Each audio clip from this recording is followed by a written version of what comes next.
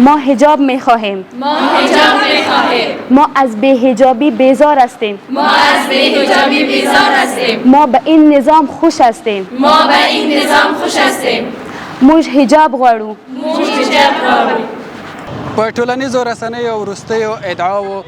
او یا هم شایعاتو ته په کتو سره دا د بلخ ولایت په مرکز مزار شریف ښار کې د نور په نوم مارکیټ دی چې اوس نوم خدیجه الکبرا ته بدل شوی دی. هغه مارکیټ چې دا مهال پکې له 600 نه تر 700 تنو متشابسینو میرمنو ته پکې د کار زمینه برابره شوې ده. دغه میرمنې وایي چې په مزار شریف کې هیڅ رنګه ستونزه د امر بالمعروف ریاست لخوا نه ورته پیښه شوې نه ده او دغه راز هغه افواهات یا هغه ادعاوې چې په ټولنیزو رسنیو کې د ځینو میرمنو لخوا کېږي هغه ردوي. دغه میرمنې زیاتوي چې فی الحال په ټولنیزو رسنیو کې هغه کسانان ادعاوې کوي چې هغه خپله شخصي منافع پکې لیدلي دي. زما پیغام هغه خواندو ته دی چې په نامه د نمایندګۍ د افغانستان چې وایي چې موږ د افغانستان د خواندو نمایندګي کوو، هغه ښځې دي چې دلته په پارلمان کې یو بل په بوتلو باندې ویشتله او نن ځي هلته په خارج کې د افغان د نجونو په نام باندې پیسې د خلکو نه ټولوي ګدایي کوي او دلته یې همداسې د خلکو نه په فریب په دغه باندې رایه ګدایي کړله او دلته هم د موږ په نامه باندې د خلکو نه پیسې اخیستلې او هلته هم او افغان نجونو ته زما پیغام همدغه دی چې څوک چې زما تصویر په ویني نو وګورئ دا اوس ښه وګورئ دا به ستاسو ښار کې راوتلی یم دغه خپرونه اجرا کومه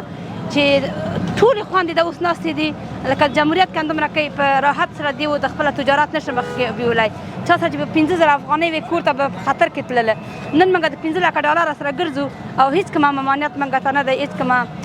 آزار او اذیت د هېچ چا د خوا نه موږ ته نه دی. د مارکیټ نور کې یو دوکان لرم 4 کاله کېږي دلته یم د امارت اسلامي نه ډېره خوشحاله یم هر چې دا مارکیټ موږ ته مغ کړی دی 4 کاله کېږي یعنې دغه ځای نه مې د خپل مصرف د کور مصرف مې د ځای نه کوم زه ډېره ترېنه راضي یم مصرف د کور د خپل ژوند مې ټول همدنه مخکې وړم. پیغام مې دا درته چې داسې بعضې نفران دروغګي یا چې خارج خانه حمایت کېږي تاسو باید خپل هغه وکړئ کوشش وکړئ چې حلاله روزي پیدا کړئ. د دروغګي ډېر شته داسې که نه خارج خانه خپله ما حمایت داسې ورته چې دوی هم باید لږ هغه کوشش وکړي چې تجارتي مخکې کار وي خیاطي دی دیني دی هر کار کسب سر دا موږ خو داسې 4 کاله کېږي دلته هېڅ هم داسې خرابه کار نه دی لیدلی مثلا ما ته مخه یې نه ده راته نیولې یا ورځې ما ته چی نه دي ویلي ټول راته مې دغه دی چې ډاره مو زړونه لرې کوي راشئ دلته خپل آیندې ته خپل هغه ته مخکې ویسئ هېڅ کوم هغه نه لرم. بل لور ته هغه نجونې چې په دیني مدرسو کې خپل زده کړې کوي وایي اسلام مبارک دین چې کوم حقونه میرمنو ته ورکړي نور ادیانو او ټولنو دې ورکړي. د دوی په خبره هغه کسان به استازولي کولی شي چې اسلامي حجاب او اصولو ته ژمن وي. دا موږ چې دا نجونې وینو چې دا چمونه کوي ښځې چې کوم دا حجاب چې دا یو امن شی ده چې موږ حفاظت کوي ګویا خپل ظاهر مو ټول پټوي او دا حجاب دې څه موږ ډېر ناراحت یو چې خپله یو جینۍ مسلمانه چې خپله مسلمانه ده او د افغانستانه ده چې دا ځي چادري او حجاب ته وره چې خپله په دې ډېر موږ ناراحت یو او موږ نه غواړو چې دوی موږ څه نمایندګي وکړي او کوم خبره وکړي چې موږ دوی څه نمایندګي کړو. موږ په دا حالات مو ډېر راضي او شکر باسو که دغه نه خپل په درسو فقه او په دغه اسلامي دغه باندې پوهېږو او په دغه خوشحاله یو چې امارت اسلامي څخه ډېر راضي یو چې امن یې راوستی ده اول موږ ډېر ناامن وو اوس تر مدرسې ډېر راحت و با امن راځو ډېر خوشحاله یو. این چنین زنان را نمیتوانیم نماینده خودمان بسازیم زیرا اینکه زن مسلمان زنی است که عقیده و تماما افکارش اسلامی باشد و آنچنان زنانی که افکارشان غربی هست زنانی که افکارشان همچون زنان یهود و نصارا و کفار است چطور میتواند که نماینده زن مسلمان بگردد و آنها که نمایندگی از ما میکنند یکی از توطئه های دشمنان اسلام میباشد تا اینکه برای زن مسلمانی که در خانه نشسته و از چیزی خبر نداره به آنها این را تزریق بکنن که شما در این چنین زندگی میکنین و آزادی چنین هست در حالی که آزادی را الله رب العزت در قرآن بیان نموده آزادی که اسلام بر زنان داده هیچ کس در هیچ دور زمان و در هیچ قشر و جامعه نداده نخواهد داد. دینی عالمان بیا په دې باور دي چې کوم کسان د مسلمانانو په منځ کې نفاق راولي تش په نوم مسلمانان دي او هیڅکله د اسلامي ټولنې استازولي نشي کولای. د دوی په خبره دا هغه کسان دي چې د خپلو ناوړه غوښتنو د پوره کولو په موخه ټولنه غلط لوري ته هڅوي. کسانی که فعلا این کارا را پیش میبرند که میخواهند که ذهن و فکر خواهران و یا برادران اهل اسلام را از نظام قرآنی و اسلامی منحرف بسازند، اینها در حقیقت کسایی هستند که امکان داره به نام مسلمان باشند اما نماینده اهل اسلام نیستند. اینها نماینده طواغیت و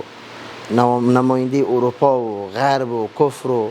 نماینده خواهشات و نماینده شیطان و نماینده نفس اماره و لوامه و اینها نماینده خلاصه که قرآن و اسلام یا نماینده الله و رسول، نماینده اهل مسلمان اهل اسلام شده نمیتونند. پس اونها میخواهند مطابق خواسته های خودشان، خواسته های غریزی شهوانی، هواپرستی و نفس پرستی، میخواهند که زندگی خودشان را